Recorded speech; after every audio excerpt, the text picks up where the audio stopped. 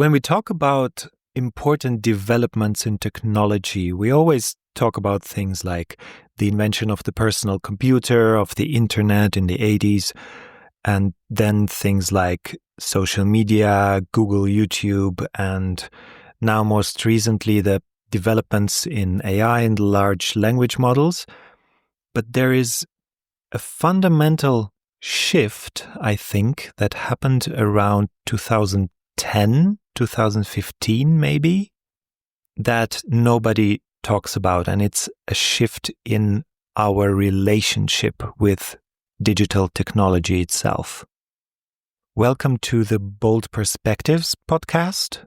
I'm your host, Archie Del Rey, and this episode is a deep dive on our relationship to technology. And I don't mean things like the refrigerator or the spoon, but digital technology that is so prevalent in these days that it even seems weird to me that we talk so much about technological development itself, but not about the development of our relationship to technology.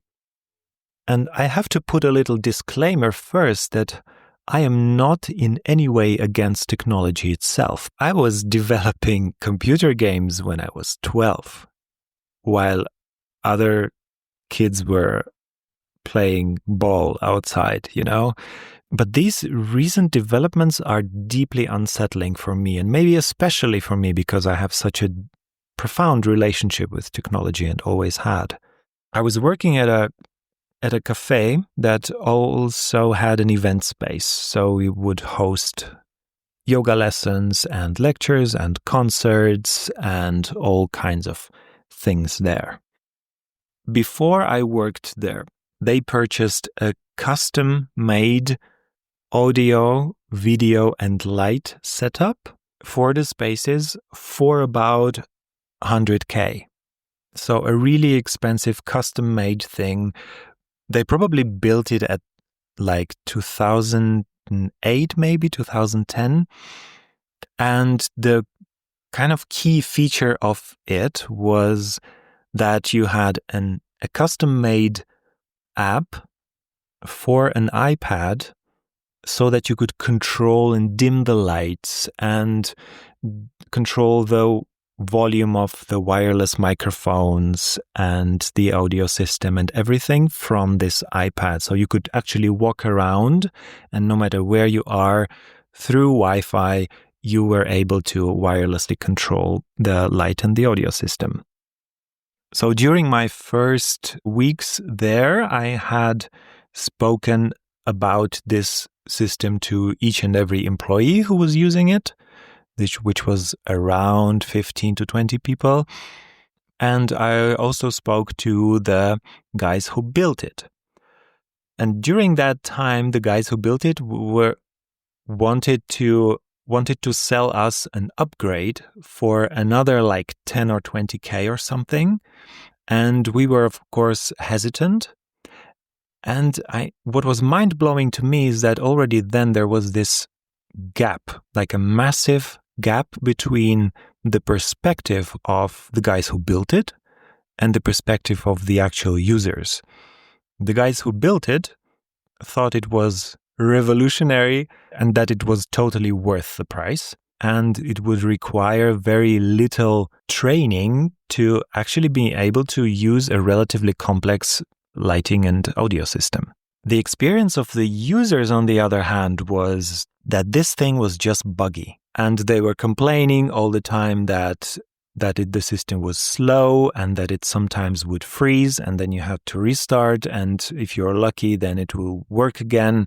And worst case scenario is when you're in the middle of an event with 100 people and then something drops out or you want to like dim the lights and it doesn't work. So in short, it was just not reliable. Here I am with a master's degree in engineering, and I have these people complaining about a Wi-Fi system being not reliable. And I'm looking at them and sort of speechless and be like, yeah, but what did you expect? Like, have you ever experienced a 100% reliable Wi-Fi signal? that just doesn't, like it's in the core of the technology that it's not reliable. So why on earth would you spend 100K on a system where you need reliability, where you need like real-time reliability in the middle of an event with 100 people, maybe more, and base that on a technology that is not reliable itself? But whether Wi-Fi is reliable or not, and whether this is a good idea or not, is actually not even the point of this conversation. For me, this left me wondering for years about this thing. Like, what does this do to our relationship to technology? Because there is a hidden promise in all this. And for a lot of developers, it's not even hidden. It's the promise of simplicity, and it's the promise of accessibility. So usually, if you have an audio system, you need to understand gain staging, you need to understand basic equalizers, you need to understand how wireless microphones work, and you need to know how to use the faders and the different, like how to attach the different cables, how it all comes together. So it needs a bit of training. It's no rocket science. Nothing is really hard about it, but it requires a little bit of training for you to understand this is a jack cable, this is an XLR cable, and this is how you put them together. So the promise of this whole thing was, let's build something that everybody can just use out of the box that is intuitive. It's a noble thought. But the promise goes even deeper, because when you spare the learning curve, you kind of imply that there is a certain relief. You promise somebody the satisfaction of working with a convenient system, right? Which is accessible to any idiot that can come in, take this iPad and control the lights, control the audio. And by sparing that learning curve, you promise an experience of satisfaction.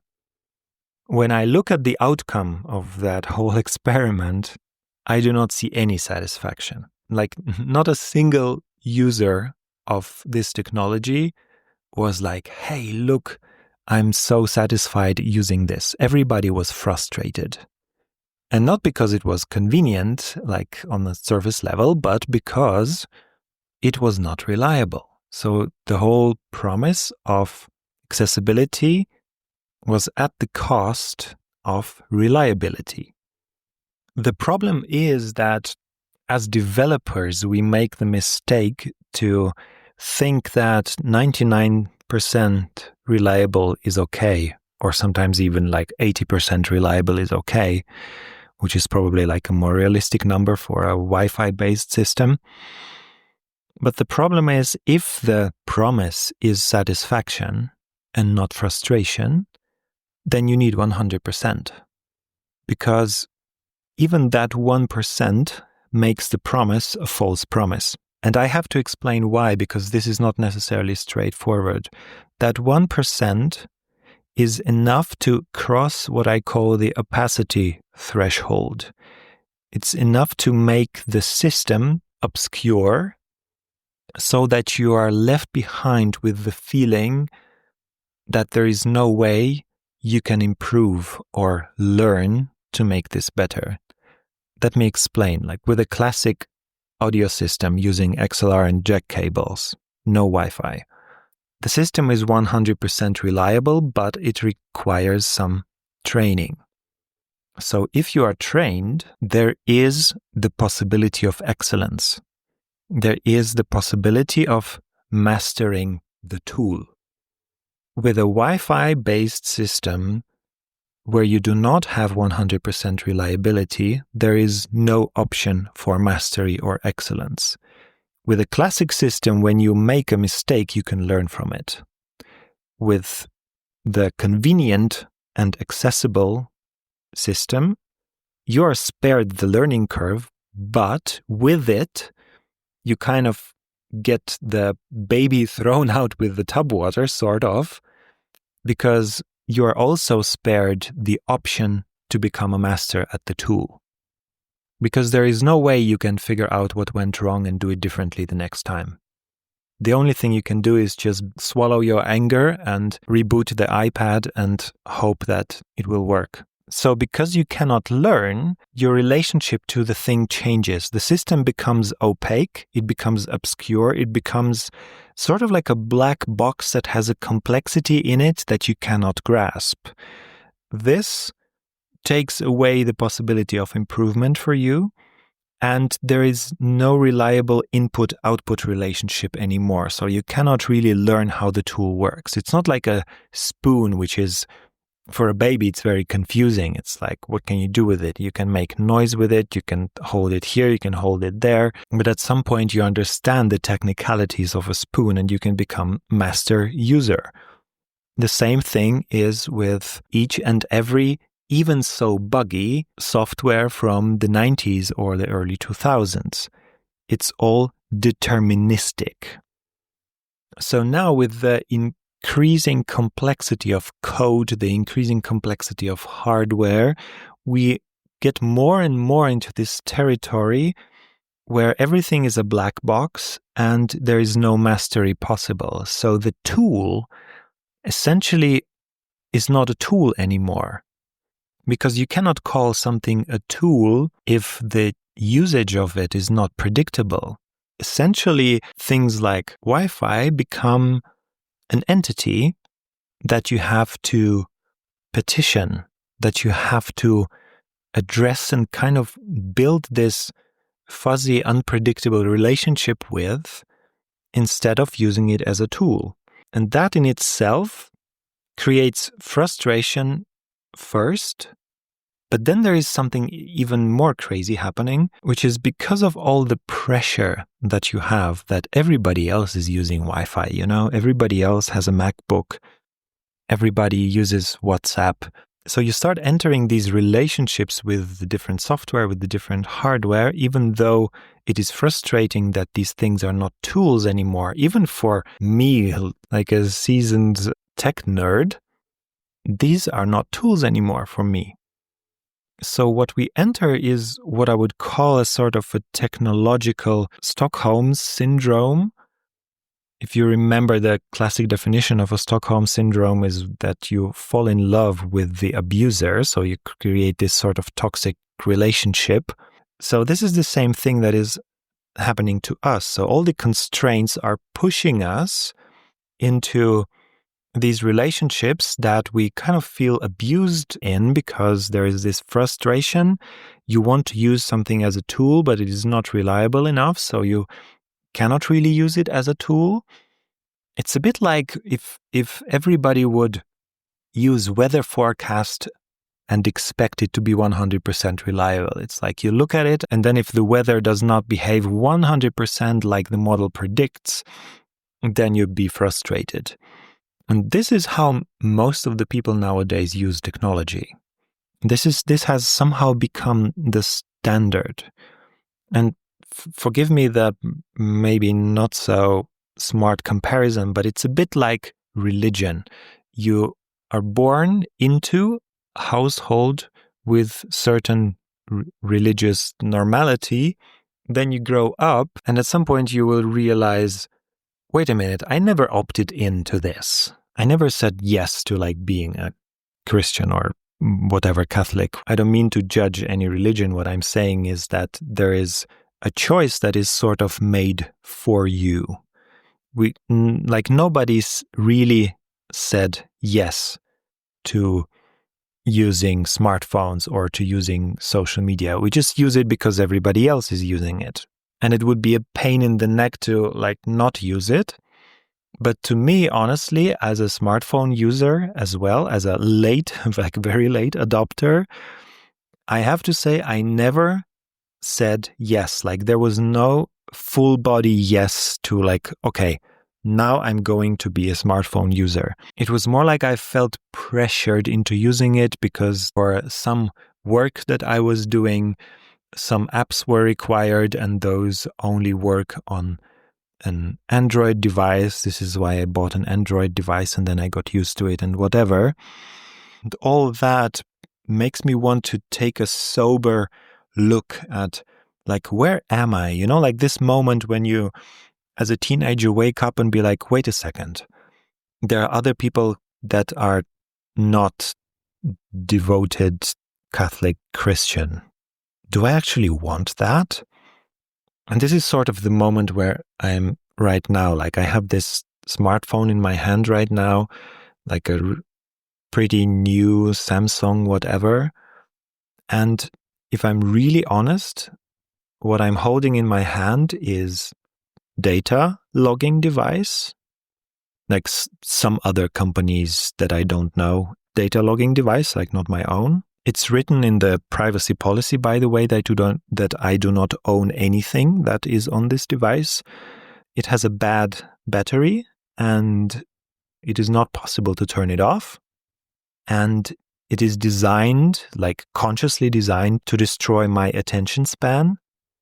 And it is disguised as a wannabe Swiss Army knife. And it looks cool. And I am made believe that it is convenient.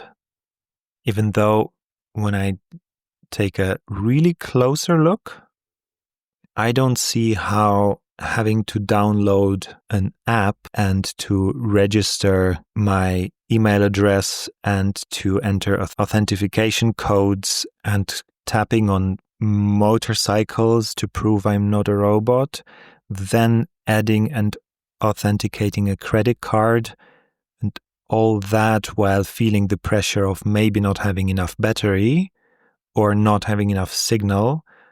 I do not really see how this is supposed to be more convenient to use a solarium downtown than just use coins. And I don't want to be mean. I just want to be real, I just want to be realistic about all this. Like, if you have an actual Swiss knife, do you own one? Do you know that these things have about 20 different features on average? And there's 2 of them that you really use. It's the blade and the bottle opener. And we all know it's not the best blade, but I'm not here to tell you not to cook with a pocket knife, I'm here to say, okay, we have a choice here. Do we continue to use all the things the way we use and swallow all the frustrations that are there? Or do we allow ourselves to put the movie on pause and be like, wait a minute, what is this about? What do I actually want? How important is it for me to have my music and my phone and my email and my camera in one device? That's one question I might ask myself. Do I want to have a shitty flashlight and to send all my data to some surveillance system to be able to have it in the same device with my phone? Is that okay with me, Do you want to have relationship with your frying pan? Do you want to enter the kitchen and be like, I hope today the frying pan works. I hope that it will not stop heating up my food in the middle of me trying to make my tomato sauce for the pasta. If our kitchen supplies were like our digital technology, then this would be a perfectly normal scene. You'd be complaining about your frying pan suddenly not frying anymore, and then your friend next to you would be like, oh, come on, just reboot the stove and see, maybe it will work again. And maybe you're okay with that. I'm not judging you in any way. What I will say is that for me, the choice is clear, that I am opting out of the black box. I do not want to have a relationship with my frying pan. I want my frying pan to be a tool that I use, and I want my tools to be predictable.